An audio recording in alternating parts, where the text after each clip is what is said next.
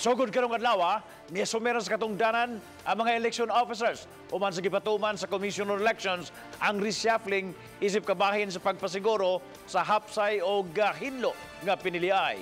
Kabahin sa pagpanganda mao ang pagpaubos pagbalik sa mga magtutudlo nga milangkob isip Electoral Board of Refresher sa refresher course. Si Chelo Valiena sa report.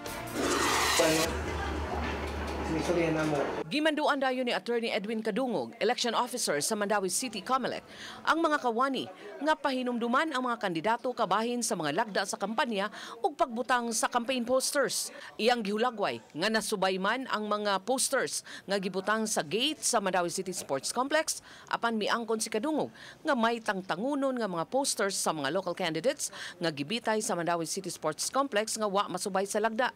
Hinuon tangtangunon kini sa Marso 29 sa adlaw nga magsugod na ang kampanya.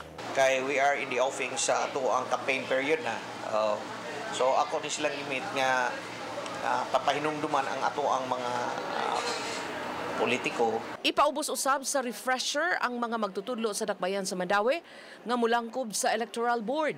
Iyang gipasabot nga pagpaniguro kini nga makahinumdum gihapon ang mga magtutudlo sa angayan nilang buhaton sa adlaw sa eleksyon. More malimtan manata refresher course karong April 29 until May 3. Uban ni Godfrey Rilien, Chelo Valiena, Balitang Bistak.